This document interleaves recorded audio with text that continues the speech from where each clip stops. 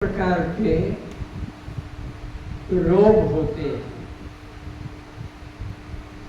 वैसे तो अनेक रोग हैं, लेकिन मुख्य रूप में दो कहलाते हैं। एक व्याधि रोग होता है जिसको शारीरिक रोग कहते हैं। शारीरिक रोग व्याधि रोग कहलाता है। और एक मानसिक रोग, आध्यात्मिक रोग को आदि कहते हैं। तो दो प्रकार के रोग से हमें छुटकारा लेना है। शारीरिक रोग के लिए वैद्य, डॉक्टर, अनुभवी देह के वो बताते हैं। उनके अनुसार उपचार करने से, खान पान करने से वो व्याधि रोग कट जाता है, फिर आ जाता है। इस तरह से बार बार रोग आते हैं, कट जाते हैं। लेकिन आदि रोग अगर है तो वो किसी सद्गुरु की शरण में जाने से, एक बार वो ज्ञान प्राप्त कर लेने से फिर सदा सदा के लिए वो मुक्त हो जाता है। उसको बार बार शरीर के रोग की तरह बार बार संसार में आना नहीं पड़ता है। इस संबंध में कुछ कहते हैं। वशिष्ठ जी राम जी को समझाते हैं, हे राम, दो प्रकार के रोग हैं, एक व्याधि और एक आदि। उसे तुम ध्यान पूर्वक ठीक से सुनो। राम जी ने श्री गुरुदेव वशिष्ठ जी से कहा, हे भगवान, आदि व्याधि कैसी होती है? वशिष्ठ जी ने कहा, हे राम, मन की पीड़ा का नाम आदि है एवं शरीर की पीड़ा को व्याधि कहते हैं। दो प्रकार के रोग कौन कौन से? आदि और व्याधि। तो व्याधि किसे कहते हैं? शरीर में जो रोग होते हैं, जिसको हम डॉक्टरों के पास जाकर दिखाते हैं, फोटो लेते हैं, नाना प्रकार का, वो व्याधि कहलाती है।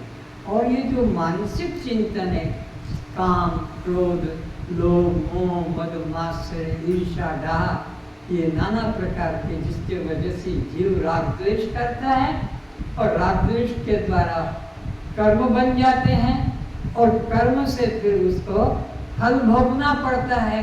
फल भोगने के लिए जन्म मरण लेना पड़ता है। तो ये जन्म मरण का चक्र चलता ही रहता है। किसकी वजह से? कर्म से। और कर्म क्यों होते हैं? राग द्वेष से। राग द्वेष क्यों होता है? द्वेष भाव से। इस तरह से आप समझो, राम को कह रहे। आदि तब होती है जब यह जीव किसी वस्तु को पाने की इच्छा करता है। कब आदि होती है? जब भौतिक पदार्थों को पाने की इच्छा। मकान मेरा हो जाए, गाड़ी मेरी हो जाए, या बच्चा मेरा हो जाए, परीक्षा में पास हो जाऊं, मेरा रिजल्ट अच्छा खुल जाए, इंजीनियर बन जाऊं, डॉक्टर बन जाऊं, मास्टर बन जाऊं, प्रोफेसर, धनी बन जाऊं, इत्यादि। ये जो संसारिक भोगों की इच्छा होती है, उसको आदि कहते हैं। फिर से, आदि तब होती है जब यह जीव किसी वस्तु को पाने की इच्छा करता है कि यह वस्तु मुझे मिले, परंतु जब वह वस्तु नहीं मिलती है, अब वस्तु की इच्छा तो की पर उसको मिली नहीं। वो बड़ा पैसे वाला है, ये बड़ा शक्ति वाला है, और उससे कैसे ले सकूं? बल्क लड़के ले लूं कि खरीद कर ले लूं, इस प्रकार से, और असमर्थ हो जाता है, उससे ले नहीं पाता है। आगे, परंतु जब वह वस्तु नहीं मिलती है, तब उसे तब उस चिंता से दुख पाता है। जब तक वो चीज नहीं मिलती है तब तक वो दुखी होता है। कैसे मिले, कैसे लाऊं, कैसे प्राप्त करूं, क्या साधन करूं, ऐसा वो दुखी बना रहता है। भोगों में आसक्ति होने से ही मन में लोभ होता है। लोभ की पूर्ति में बाधक व्यक्ति के प्रति क्रोध उत्पन्न होता है। तो अब मन में उसको लोभ जगा है पाने के लिए, और किसी व्यक्ति के पास में उसने देखा कि उसके पास तो वो वस्तु है, वो तो वो पद को, वो उस धन को, वह स्थिति को पा चुका है, तो मुझे कैसे उससे प्राप्त करना है, ऐसा भाव मन में अंदर जगता है और उसके प्रति शत्रु भाव जग जाता है, वैर भाव जग जाता है, ईर्ष्या भाव जग जाता है और उसे परास्त करने का, अपने अधीन करने का और उस चीज को लेने का विचार जगाता है। जब वह उसके मार्ग से नहीं हटता है तो वह रुकावट डालने वाले की हत्या भी कर देता है। तो ये देखा गया है कि जब सामने वाले व्यक्ति से प्रार्थना से नहीं मिला, डराने से नहीं मिला, हत्या तक भी कर देता है। उस वस्तु को पाने को मेरे पास होना चाहिए, ऐसा भाव करके हत्या भी कर देता है।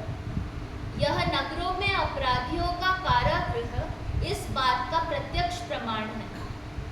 सकामी लोभी जीव न करने जैसा जघन्य पाप कर्म कर भी डालता है। तो सकामी व्यक्ति लोभ के कारण सामने वाले के प्रति हत्या तक भी कर देता है, यह देखा गया है। तो लोभ पाप का मूल मालूम पड़ता है। जीव में क्रोध उत्पन्न होने से अत्यंत मूढ़ भाव पैदा हो जाता है। तो लोभ से चीज लेने की इच्छा करता है, नहीं मिलता है तो क्रोध जगता है, और क्रोध जगता है तो जिसके पास वह वस्तु है उसके प्रति उसके मन में ईर्ष्या भाव, द्वेष भाव, हत्या करने तक की भी वासना जग जाती है। मूढ़ भाव से विवेक शून्य बुद्धि हो जाती है। बुद्धि, विवेक, विचार शून्य हो जाती है। क्या करना चाहिए, क्या नहीं करना चाहिए, कौन सा कर्म बंधन रूप है और कौन सा कर्म मुक्ति का रूप है, ये विचार करने की क्षमता चली जाती है, मूर्खता आ जाती है और सामने वाले से दुश्मनी करके उसकी हत्या तक भी कर देता है। सीधे बैठो बच्चों, सीधे बैठो।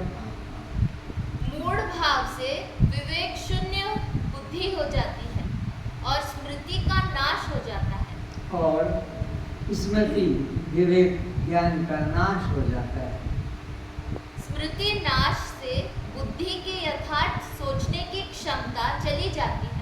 फिर क्या करूं, क्या ना करूं, ये विचार निकल जाता है और अज्ञानता से, मूर्खता से वह अनित्य कर्म कर डालता है। और बुद्धि के नाश हो जाने से उस व्यक्ति का सर्वनाश हो जाता है। बुद्धिनाशात् प्रणश्यति, सर्वनाश हो जाता है। बुद्धि को सदा बचा के रखना है। बुद्धि कैसे बचेगी? जब हम लोग सत्य मार्ग पर चलेंगे, विवेक मार्ग पर, ज्ञान मार्ग पर चलेंगे, तो क्या करना चाहिए, क्या नहीं करना चाहिए, ऐसा विचार आएगा और अच्छा करेंगे और बुरे को छोड़ देंगे। जिससे वह अपने आत्म भाव को न पाकर मानव जीवन से गिर अधोगति को प्राप्त होता है। फिर से जिससे वह अपने आत्म भाव को न पाकर मानव जीवन से गिर अधोगति को प्राप्त होता है। तो ये मानव जीवन देव दुर्लभ योनि है, एक साधारण सी बात नहीं है। मनुष्य जीवन मिल गया, नौकरी, खेती, व्यापार करके और समाप्त कर दिया, यही देखा जा रहा है। कोई नौकरी में लगा है, तो कोई मजदूरी में लगा है, तो कोई व्यापार में लगा है, कोई पद पाने में लगा है, कोई बल बढ़ाने में लगा है, और इस तरह से वो जीवन को नष्ट कर देते। जबकि देवता भी, स्वर्ग के सम्राट इंद्र भी इस मानव जीवन को पाने की लालसा, वासना, इच्छा करते हैं कि कब हो मेरे को ये प्रभु मानव जीवन दे दो। हम अज्ञानी लोग स्वर्ग की यात्रा करते हैं, दान करते हैं, यज्ञ करते हैं, तीर्थ करते हैं, पूजा पाठ की कैसे मुझे स्वर्ग मिले, लेकिन स्वर्ग स्वल्प अंत दुखदायी, इसलिए स्वर्ग है, मिलेगा देवताओं का, लेकिन अल्प थोड़े समय के लिए, अंत में फिर क्या होगा, फिर यहाँ से स्वर्ग गए और फिर वापस इस घर में नहीं आ सकोगे, याद रखो। फिर कुत्ता, बिल्ली, सांप, चूहा, मेंढक, हाथी, घोड़ा, बिच्छू, ये योनियों में जाना पड़ेगा। ये चांस तो बस देव दुर्लभ योनि, मानव जीवन ईश्वर की दया से, कृपा से कभी कभी कब करी करुणा नर देगी। नर यानी शरीर देह देता है, करुणा कौन करता है, परमात्मा। कभी कभी वो परमात्मा करुणा सागर दया करके ये नर देह देता है, और इस नर देह को पाकर आत्मज्ञान प्राप्त करने में रुचि कर लेगा तो सदा सदा के लिए जन्म मरण के चक्र से छूट जाएगा। लेकिन आत्मज्ञान पाने में रुचि नहीं जगती है संसार के धन पुत्र आदि में, अनित्य पदार्थों में पाने में। पत्नी मिल जाए, पति मिल जाए, पुत्र हो जाए, व्यापार मिल जाए, नौकरी धंधा मिल जाए तो बस मैं सुखी हो जाऊंगा। लेकिन संसार के जितने भी पदार्थ हैं सब दुख के हेतु हैं। विश्व में एक भी पदार्थ ऐसा नहीं जो आदमी को सदा सुख दे सके। सदा सुख देने वाला तो अपना आत्मा है, नित्य आनंद स्वरूप, और तो सब पदार्थ दुख रूप है, सब पदार्थ दुख रूप है, वहाँ आनंद का लेश भी नहीं है। तो मनुष्य जीवन पाकर आत्मज्ञान में रुचि न करके भौतिक पदार्थों में, भौतिक लेन देन में, भौतिक व्यवहार में, भौतिक कर्मों में ही जीवन लीला समाप्त कर देता है। जिसके लिए देवता तरस रहे थे, रो रहे थे, हे दयालु हमें मनुष्य जीवन प्रदान कर दो, वो तो रोते रह गए और ये मनुष्य जीवन पाकर और देव दुर्लभ योनि को भोगों में, संसार में, लेन देन में, व्यवहार में नष्ट कर जाता है। फिर पछताए हो क्या, जब चिड़िया चुग गई खेत, चिड़िया चुग जाती है खेत को, अब क्या होगा, अरे पहले से ही रक्षा करना था खेत की, तो मानव जीवन को पहले से ही सत्कर्म में लगाना था। अब तो विषय भोगों में ये चिड़िया खत्म कर गई इस देह को, इसलिए मानव जीवन घर के सीधे चुपचाप बैठो, तो मानव जीवन को, दुर्लभ जीवन को नष्ट कर देता है। आत्मज्ञान के लिए मिला था, पर आत्मज्ञान में रुचि न करके भौतिक पदार्थों में रुचि करता है। मनुष्य को अपने द्वारा अपना उद्धार करना चाहिए। मनुष्य का उद्धार करने के लिए मौका देते हैं भगवान मनुष्य जीवन का। बाकी तुम्हारा पुरुषार्थ चाहिए, तुम अगर उसकी चेष्टा करोगे तो तुम मुक्ति पाओगे, और तुम चेष्टा ना करके संसारी भौतिक धन पुत्र पति पत्नी लेन देन इसी में नष्ट करोगे तो हाथ से ये मौका चला जाएगा। इसमें कोई देवी देवता तुम्हारी मदद करने वाला नहीं है, तुम्हें ही अपना विवेक के द्वारा ज्ञान में रुचि जगाना है। मनुष्य को अपने द्वारा अपना उद्धार करना चाहिए और अपना अध पतन नहीं करना चाहिए। तो मनुष्य का उद्धार किसके द्वारा होगा? कोई देवी देवता के द्वारा, अपने द्वारा ही उद्धार करना होगा। परमात्मा ने तो आपको एक अवसर दे दिया, मानव जीवन का एक चांस दे दिया। अगर आपने इसका उपयोग कर लिया तो कल्याण को प्राप्त हो जाएंगे, और अगर मूर्खता में संसार में लगा दिया तो दुख पाते आ रहे हो और अधिक दुख पाने में लग जाओगे। क्योंकि मानव जीवन में तुमने भौतिक विषयों का जो भोग करके अपने मन में सुख किया, कुत्ता बिल्ली गधा घोड़ा उनके जीवन को देखो, एक कुत्ते को कुतिया के साथ, एक सुअर को सुअरनी के साथ तुम्हारे सड़कों पे जो कर रहे हैं ये काम खेलने का, मैथुन का, वो तुम कमरा बंद करके, दरवाजा बंद करके घर में करते हो। क्या अंतर पड़ा कुत्ते कुतिया में, सुअर सुअरनी में और मनुष्य स्त्री में अंतर किस बात का पड़ा? एक ही क्रिया, वो भी संतान पैदा करते हैं 2 4 6, तुम भी 2 4 6 संतान पैदा करते हो। वो समाज के अंदर तुमका कोई भय नहीं है, तुम्हें समाज से भय, इसलिए खिड़की दरवाजे पर्दे हैं। नहीं तो कुत्ते और कुतिया में, उनमें और मनुष्यों में क्या अंतर है? पशु पक्षी में सब एक है, समान भाव। तो मानव जीवन में मुख्य बात है आत्मज्ञान प्राप्त करने का।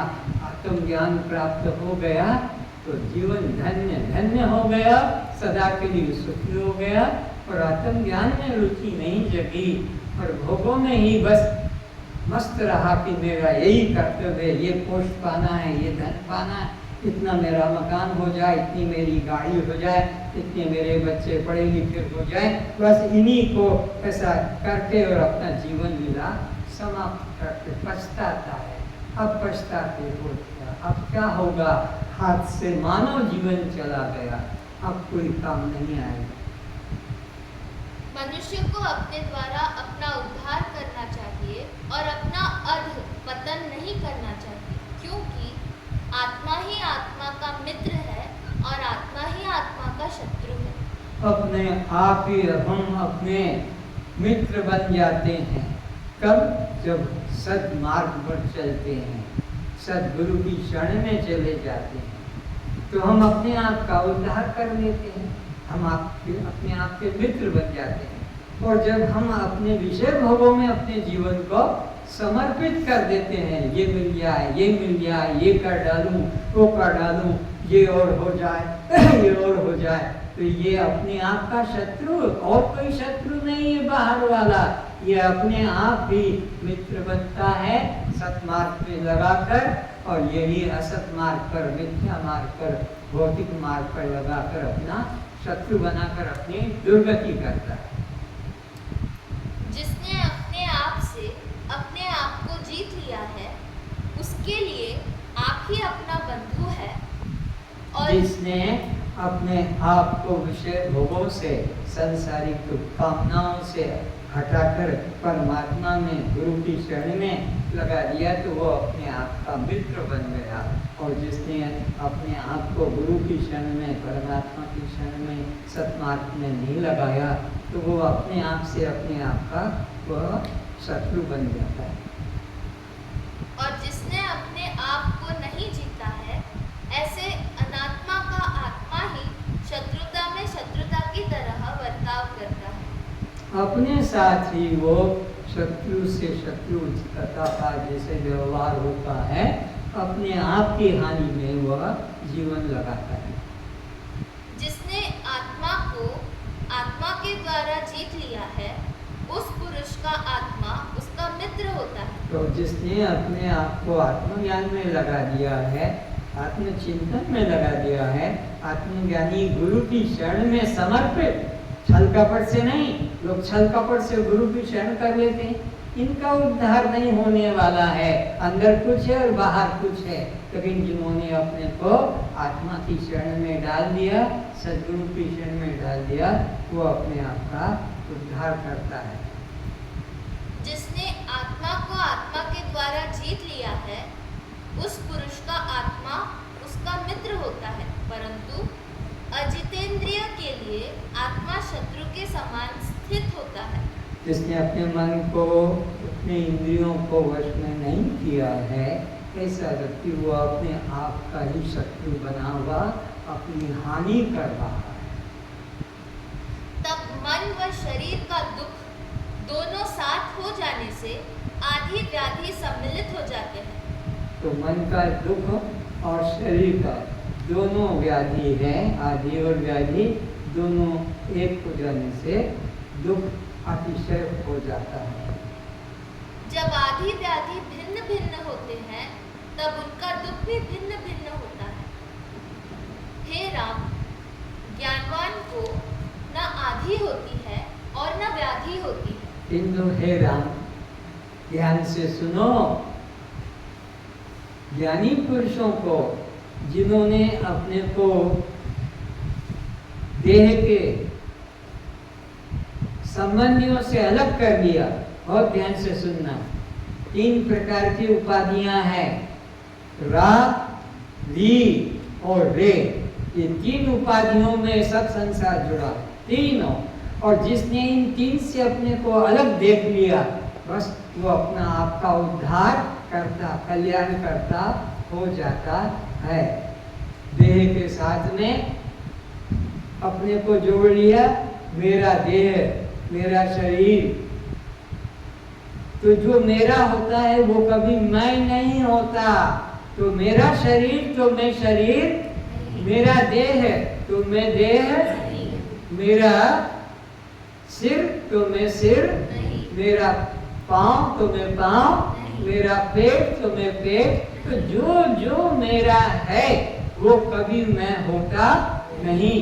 तो मेरा बेटा, मेरा पिता, मेरा मकान, मेरा जूता। तो बोलो मेरे जूता, बोलोगे? अरे मेरा जूता तो मैं जूता हो सकता है, मेरा कुत्ता तो क्या मैं कुत्ता हो सकता हूँ? तो मेरा शरीर तो क्या मैं शरीर हो सकता हूँ? कभी नहीं हो सकता। जो जो मेरा है वह मैं कभी नहीं। तो इसे में से रापना निकाल दो। किसी पदार्थ में तुम रापना मैं का मत जोड़ो। मेरा, मेरा, मेरा, मेरा, ये मत जोड़ो। और दूसरा, रीपना भी निकाल दो। मैं को री से भी मुक्त करो, मैं को रा से भी मुक्त कर लो, और मैं को री से। तो री से कैसे जोड़ते हैं?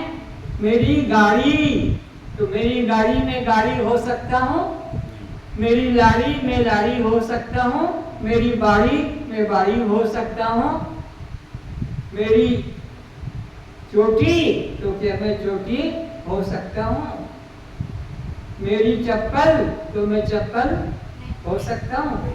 तो क्या सुना कि जो जो मेरी कहलाते हैं मैं वो कभी मैं सदा अलग।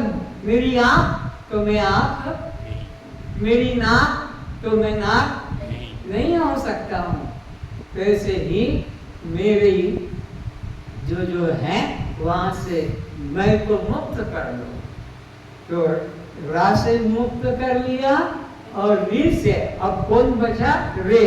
3 उपाधि पूरे संसार में, चौथा ढूंढने को नहीं मिलेगा। या तो तुम्हारा मैं रा में फंस जाता है, या तुम्हारा मैं री में फंस जाता है, और तुम्हारा मन रे में फंसता। तो रे में भी तुम अपने मकान, अपने मैं को घुसा देते हो। कैसे घुसा देते हो?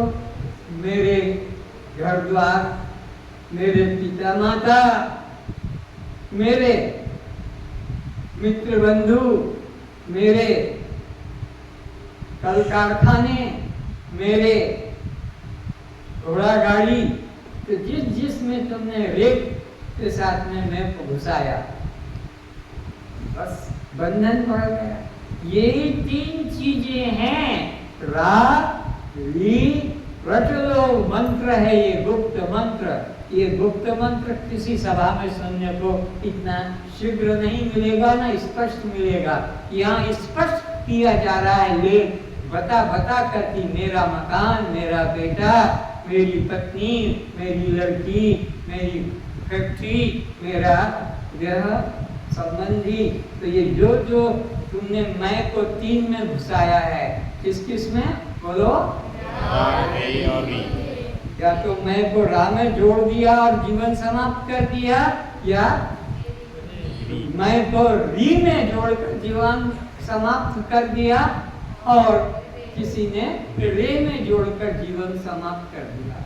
लेकिन मैं को रा से अलग जीवन में नहीं कर पाया, री को जीवन में अपने मैं को अलग, मैं को री से अलग जीवन में नहीं कर पाया, और मैं को रे से भी जीवन में अलग नहीं कर पाया।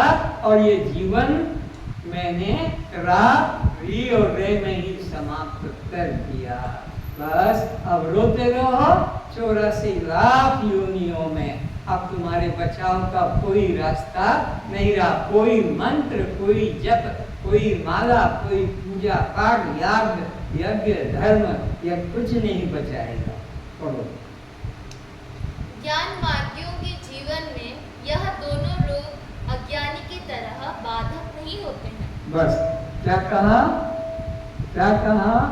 ज्ञानियों के जीवन में यह दोनों व्याधि और आधि, यह कुछ अंतर नहीं पड़ता। ज्ञानियों के लिए व्याधि और आधि एक ही समान है, उसको कोई फर्क नहीं पड़ता।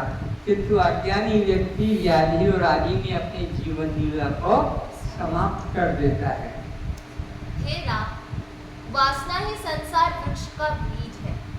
कैसे?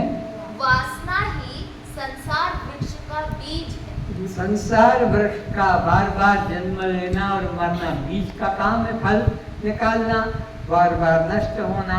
तो ये संसार बीज क्या है? वासना। वासना कोई भी पदार्थ की तुम कामना करो, वासना करो, इच्छा करो, बस इच्छा ही परम दुखम, निराशम परम सुखम। निराश हो जाना, किसी से आशा नहीं करना, कोई इच्छा नहीं करना, ये आदमी सदा सुखी है। कपड़ा तन पे न हो। एक राजा के पास में सब लोगों ने सुना है कई बार कि एक सुख की इच्छा जगी, तो बोलो जिसके पास में कमीज होगा, सुखी होगा, उसका कमीज ले आना। वो कमीज लेने के लिए सारे देश में, सारे प्रांत में, जिला में भटका, कोई ऐसा व्यक्ति नहीं मिला जिसको कि सुख हो और उसका कमीज वो राजा को दे। तो एक साधु बैठा गाड़ी के नीचे, टूटी गाड़ी के नीचे, और रस्सी बना रहा है जूट के द्वारा, सन के द्वारा सुतली रस्सी बना रहा था। तो उससे पूछा कि तुम सुखी हो? बोला हाँ मैं सुखी हूँ। तो बोले तुम्हारा कमीज कहाँ है? बोले क्या बात, कमीज से क्या मतलब इसका? मेरे सुख से। अरे जिसके पास में सब सुख है तो कमीज तो होगी नहीं, मैं सुखी हूँ, मेरे पास कमीज नहीं। तो संसार के किसी पदार्थ में सुख नहीं है। कोई भी किसी वस्तु को पाकर आज तक इच्छा पूरी करके सुखी नहीं हुआ। इच्छा पे इच्छा बदलती रहती है।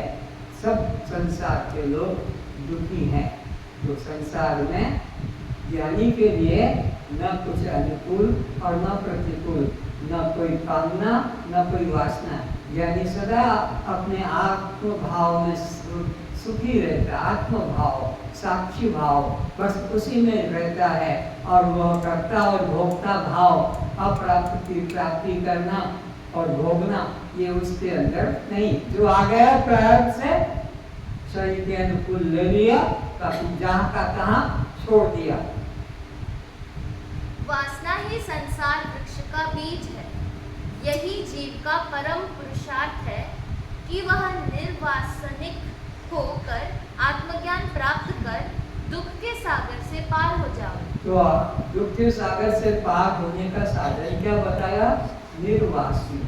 निर्वासनी का मतलब कोई भी पदार्थ की, किसी भी भोग की इच्छा, ये मुझे मिल जाए, ये मुझे मिल जाए तो मैं सुखी हो जाऊं, ये मिल जाए तो मैं सुखी हूँ। जब तक ये नहीं मिलेगा मैं सुखी नहीं। अरे वो ना मिले उसके पहले से तुम सुखी हो।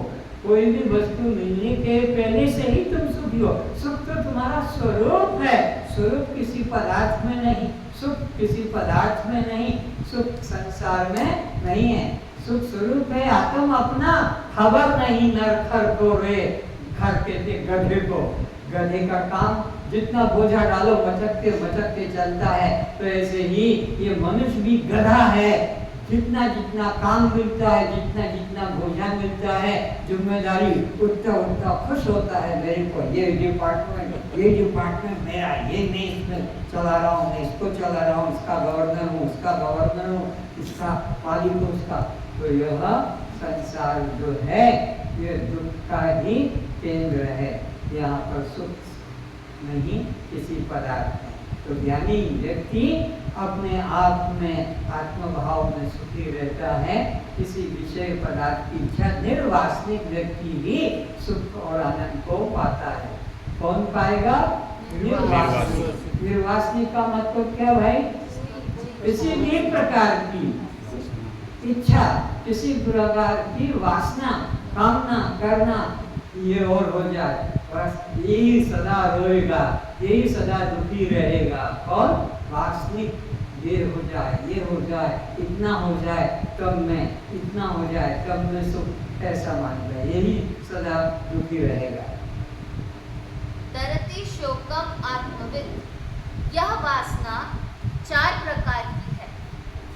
उनको सुषुप्ति, स्वप्न, जागृत तथा क्षीण वासना नाम से कहा जाता है। 4 वासना कौन कौन सी है? जागृत, स्वप्न, सुषुप्ति और फिर सुषुप्ति से रहित जो अवस्था है वह 4 ये है। पढ़ो। उनको सुषुप्ति, स्वप्न, जागृत तथा क्षीण वासना नाम से कहा जाता है। पेड़ पौधों की सुषुप्ति वासना है। तो ये अब स्थिति बता रहे हैं कौन कौन की क्या क्या वासना है। जागृत वासना किसकी है, स्वप्न वासना किसकी है, सुषुप्ति वासना किसकी है और क्षीण वासना किसकी है। तो ये पेड़ पौधे हैं, इनके अंदर की कोई वासना प्रकट होती क्षीण वासना, इनमें वासना क्षीण है। तो पेड़ पौधों की सुषुप्त वासना है, वह आगे फुरेगी। और पशु पक्षियों की स्वप्न वासना है। फिर पशु पक्षियों की वासना को वो आगे आगे की इच्छा करते हैं। वो कैसी वासना है? स्वप्न वासना। उन्हें अपनी वासना का ज्ञान भी नहीं है। और जो जंगम मनुष्य, देवता आदि 4 लाख प्रकार के हैं, उनकी जागृत वासना है। तो ये मनुष्यों की जाति कितनी है? 4 लाख। 9 लाख जल में रहने वाले जीव तुम थे, तुम्हारी बात कर रहा हूँ, तुम्हारा पूरा रहने का जीवन।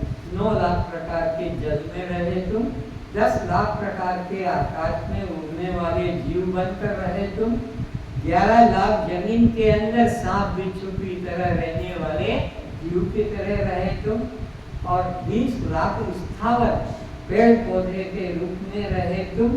20 लाख के कितने संसार के जंगल हैं, पेड़ पौधे हैं, इसके रूप में रहे। और 30 लाख प्रकार के 4 टांगों से चलने वाले पशुओं के रूप में तुम रहे हो। 4 टांगों से 5-10 तरह के तो तुम्हारे समाज में कुत्ता है, बिल्ली है, गाय है, घोड़ा है, गधा है, ऊंट है, हाथी, ये सब 4 टांग, तुम ये सब में रहे हो। तुम्हारे ये कोई घर अछूता नहीं जिसमें तुम गए न हो, शरीर मिला न हो या उसका सुख दुख भोगा न हो।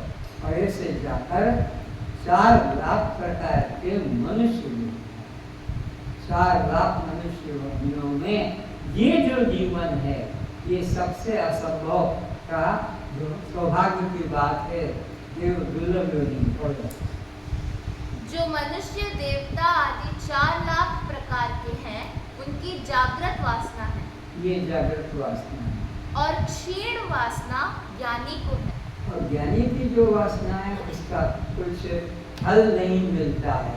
सबका अपना अपना बीज का फल होता है, सबका बीज का फल होता है। पर ज्ञानी के जो जीवन होता है उसमें कोई वासना, निर्वासनिक जीवन है, इसलिए उसकी वो क्षीण वासना है। मतलब जो इस जीवन में खेती भी कर रहा है, व्यापार भी कर रहा है, शादी भी कर रहा है, बच्चे भी पैदा कर रहा है, व्यापार नौकरी भी कर रहा है, लेकिन इसके शादी करने से, बच्चा पैदा करने से, नौकरी व्यापार करने से, खेती करने से इसको उसका फल अगले जन्म में और भोगने को आना नहीं पड़ेगा। कर्म हो रहा है साक्षी भाव में, दृष्टा भाव में, और उसके लिए कोई वासना नहीं। क्षीण वासना ज्ञानी को है, जिसे वासना की सत्यता बुद्धि नष्ट हो गई है। उसे किसी प्रकार की वासना नहीं रहने से संसार बंधन जन्म मरण भी नहीं रहता है। तो जन्म मरण संसार बंधन किसको होता है? अज्ञानी लोगों को। अज्ञानी लोगों को संसार की वासना है कि ये करूँगा, ये मिलेगा, इससे इतना होगा, उससे उतना होगा, इससे कुछ नहीं होगा, इसलिए बदलना है। तो अज्ञानियों की वासना बदलती रहती है और उसके वजह से उनको जन्म मरण बना रहता है। पर ज्ञानी व्यक्ति के द्वारा जो कर्म होते हैं उसमें उसका कर्ता भाव नहीं रहता है, सदा भाव साक्षात्कार रहता है। ये लड़की बड़ी दुष्ट है, कभी चुप नहीं बैठती, इसकी माँ भी उसी की सब परेशान रहती है। वह जीवन मुक्त हो प्रारब्ध अनुसार पृथ्वी पर विचरण करता रहता है। और ज्ञानी व्यक्ति क्या करता है? प्रारब्ध के ऊपर अपना वासना नई कामना नहीं करता। फिर से पढ़ो। वह जीवन मुक्त हो प्रारब्ध अनुसार पृथ्वी पर विचरण करता है। कौन व्यक्ति? ज्ञानी व्यक्ति के द्वारा तुम्हें लगेगा ये तो अज्ञानी की तरह नौकरी खेती व्यापार सब कर रहा, ये कैसे मुक्त है? लेकिन वह सब कुछ करते हुए भी दिखाई पड़ता है, फिर भी वो करता नहीं रहता, केवल साक्षी रहता है। प्राप्त के अनुसार जो मिल गया उसी में संतुष्ट रहता है। बच गया तो छोड़ देता है, उसको संभालने की रक्षा भी नहीं करता है। संसार वृक्ष का बीज वासना है। 10 दिशाएं संसार वृक्ष के पत्र हैं। शुभ अशुभ कर्म उसके फूल हैं और स्थावर जंगम योनि उसके फल हैं। हे राम, जैसे सूर्योदय से अंधकार रूप रात्रि नष्ट हो जाती है, ऐसे ज्ञानोदय के साथ संसार रूप अंधकार निवृत्त हो जाता है। हे राम, जैसे सूर्योदय से अंधकार रूप रात्रि नष्ट हो जाती है, ऐसे ज्ञानोदय के साथ संसार रूप अंधकार निवृत्त हो जाता है। जैसे दृष्टांत देकर बता रहे हैं कि रात्रि का घोर अंधकार हो, तुम्हारे किसी भी मंत्र माला जप से दूर नहीं होता है। एक लड़की की, एक शिक्षित लड़की महिला की शादी हो गई और उसको कहा लोग उठाकर ले जा रहे थे, तो एक गांव के रास्ते से निकल रहे थे, कहा लोग कंधे पे रखते हैं, वो डोली, शादी हो गई तो डोली में जा रही है वो बहू बनकर किसी घर में। तो देखा कि सड़क के ऊपर बहुत लोग रास्ते में खड़े हैं, कोई ढोल बजा रहा है, कोई आवाज कर रहा है, कोई कुछ कर रहा है। तो उसने अपनी डोली को रुकवाया और कहा ये क्या बात है? बोले यहाँ गांव के लोग सुबह से संध्या तक अंधेरा धो रहे हैं, अंधेरा धो रहे हैं। अंधेरा जैसे बहुत बड़ा शक्तिशाली है, वो जाता नहीं है, तो सारे गांव मिलकर स्त्री पुरुष अंधेरी को धो रहे हैं। उसने सोचा ये गांव के लोग हैं, ये शिक्षित नहीं है, इन्हें पता नहीं कि अंधेरी का जो कारण है प्रकाश का अभाव, तो इनको कारण का पता नहीं। तो गांव से उसने तेल मंगाया, रुई मंगाई, बत्ती मंगाई और चकमक के द्वारा प्रकट करके ज्योति जलाई। एकदम प्रकाश फैल गया, तो गांव के सब अरे साक्षात देवी ज्योति देवी प्रकट हो गई, प्रणाम प्रणाम। और गांव भर के लोग ढोल पीटना बंद करके और उसको प्रणाम करने लगे। क्या? इसने ज्योति प्रकट करके और अंधकार को ढो दिया। तो अंधकार का नाश किससे होता है? प्रकाश से। तो जैसे अंधकार का नाश सूर्य से दूर हो जाता है, ऐसे अज्ञान का नाश सद्गुरु के ज्ञान से दूर हो जाता है। फिर उसको कोई मंत्र माला जप तब ढोल पीटने की तरह, कीर्तन भजन करने की तरह, तीर्थ यात्रा करने की, योग यज्ञ करने की जरूरत नहीं रहती। एक बस अज्ञान का नाश ज्ञान से होता है, ज्ञान कर लो, बात खत्म। और अज्ञान का नाश ज्ञान को स्वीकार ना करके और तुम योग यज्ञ जप तप सारा जीवन करते रहो, करते आज तक कुछ नहीं मिला, आगे भी कुछ मिलने वाला नहीं। हे राम, आदि व्याधि बड़े रोग हैं जो मन से होते हैं। व्याधि दो प्रकार की होती है, एक लघु, दूसरी दीर्घ। लघु व्याधि जो शरीर का पुण्य, स्नान, औषध अथवा जप तप आदि से निवृत्त होता है। दो तरह की रोग होते हैं, एक छोटा रोग होता है और एक बड़ा रोग होता है। छोटा रोग का भोजन पानी के द्वारा, तुलसी रस वगैरह के द्वारा, तुलसी पत्र के द्वारा, बिल पत्र के द्वारा और किसी पत्र के द्वारा पीकर वो निकल जाता है। लेकिन जब कैंसर हो जाता है, किडनी खराब हो जाती है, वो फिर बड़ा रोग है, वो साधारण उपचार से जाता नहीं। पढ़ो। लघु व्याधि जो शरीर का पुण्य, स्नान, औषध अथवा जप तप आदि से निवृत्त हो जाता है। ये लघु व्याधि, छोटी बीमारी। दीर्घ व्याधि वह है जो जन्म मरण का रोग है। जन्म मरण का रोग, ये दीर्घ व्याधि, ये सदा जन्म और मरण, जन्म मरण, ये जल्दी इससे जाएगा नहीं, इसकी औषध भी वही बताएंगे। यह बड़ा रोग है। ज्ञान द्वारा मन की सम अवस्था होने से ब्रह्म भाव में स्थिर होता है। कैसे? ज्ञान द्वारा मन की, किसके द्वारा?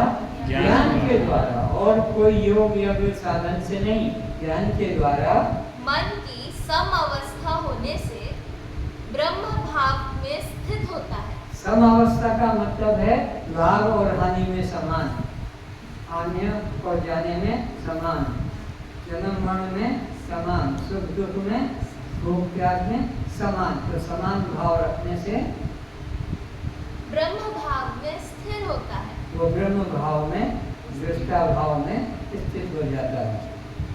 जब चित्त शांत होता है तब किसी प्रकार का रोग नहीं होता है। क्या होगा? जब चित्त शांत होता है, चित्त क्या हो जाएगा?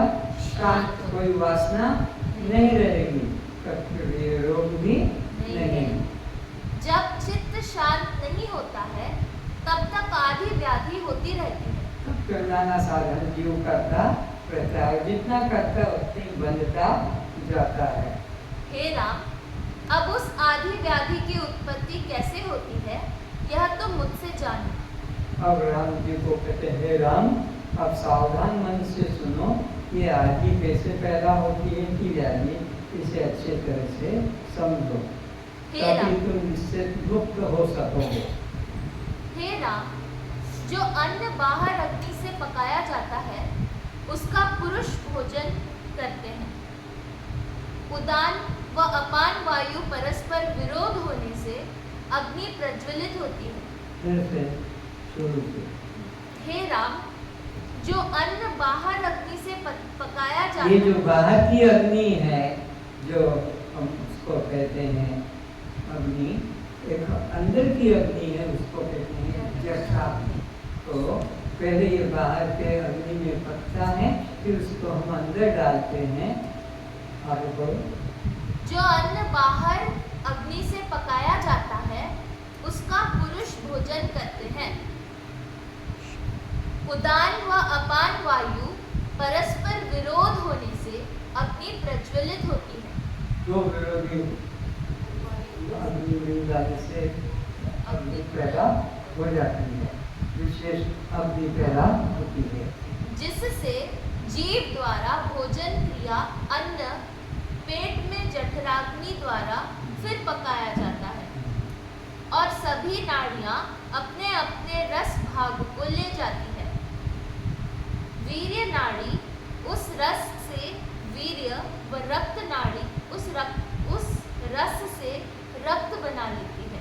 वीर्य नाड़ी वीर्य ले जाती उस अन्न में से, और रक्त नाड़ी अन्न से रक्त को निकाल लेती है। जब राग द्वेष होता है तब नाड़ियां अपना स्थान छोड़ देती हैं। उस कारण भीतरी अन्न का परिपाक अच्छी तरह नहीं होने से वह अन्न के कच्चे रस से रोग उत्पन्न होता है। तो फिर वो जो अन्न का रस ठीक पर्याप्त नहीं होता है, कच्चापन रह जाता है, परिपक्व पकता नहीं है, तब जाकर ये रोग उत्पन्न होते हैं। पेट खराब होना, बदहजमी होना, डकार आना, ज़्यादा मल निकलना इत्यादि ये आते हैं। जब राग द्वेष होता है तब नाड़ियां अपना स्थान छोड़ देती हैं। उस कारण भीतरी अन्न का परिपक्व अच्छी तरह नहीं होता है। वो बचता नहीं, अपना अपना काम छोड़ देते हैं सब, उसके लिए वो अपच हो जाता है। जब मन में किसी प्रकार का क्षोभ नहीं होता है तब मन शांत रहता है। तो मन में जिसके ज्यादा चिंता होती है, ज्यादा अशांति होती है, वो ज्यादा रोगी होता है। उसका रोग करता नहीं, देखते बाद एक के बाद रोग, चिंता के कारण से रोग बढ़ जाते हैं, क्योंकि भोजन ठीक से हजम होता नहीं। जब मन में किसी प्रकार का क्षोभ नहीं होता है तब मन शांत रहता है। नाड़ियां अपने अपने स्थानों पर स्थित रहती है और किसी प्रकार का रोग नहीं होता है। तो समझ गए, तुमको यही डॉक्टर मिल गया, ये सत्संगी डॉक्टर बन गया और तुम्हें शिक्षा दे रहा कि चिंता करना छोड़ दो, परमात्मा सबका रक्षा करने वाला है, उस पर छोड़ दो, तुम परमात्मा के चिंतन में लगो, आत्मा के चिंतन में लगो और वो परमात्मा सबका जीवन चलाने वाला है। मंत्रों से भी रोग निवृत्त होते हैं, किंतु उनमें मुख्य श्रद्धा ही होना चाहिए कि मेरा इस मंत्र के द्वारा रोग निवृत्त होगा। कुछ एक्यूप्रेशर एवं रेकी उपचार द्वारा भी रोग निवृत्ति कर लेते हैं। इस प्रकार हे राम,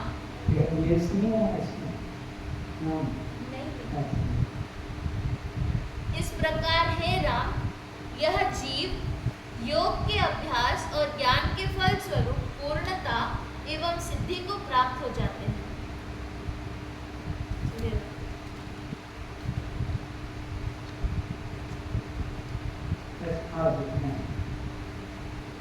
ओम पूर्णमद पूर्णस्य पूर्णमादाय पूर्णमेवावशिष्यते। गुरुर्ब्रह्मा गुरुर्विष्णु गुरुर्ब्रह्मा गुरुर्विष्णु गुरुर्देवो महेश्वरः गुरुदेवो महेश्वरः गुरु साक्षात् परं ब्रह्म गुरु साक्षात् परं ब्रह्म तस्मै श्री गुरुवे नमः। श्री गुरवे नमः। असतो मा सद्गमय सतो मा सद्गमय तमसो मा ज्योतिर्गमय तमसो मा ज्योतिर्गमय मृत्युर्मामृतं गमय। मृत्युर्मामृतं गमय। हे गुरुदेव, हे गुरुदेव, आप आप मुझे परमात्मा के परमात्मा के मिथ्या मार्गों से, मार्गों से, भ्रांतियों से भ्रांतियों से वैराग्य कराकर वैराग्य कराकर परमात्मा के सत्य मार्ग में निष्ठा जागृत कराने की निष्ठा जागृत कराने की कृपा करें। कृपा करें। आप हमें अज्ञान अंधकार से निकालकर ज्ञान अंधकार से निकालकर परमात्मा के अखंड ज्ञान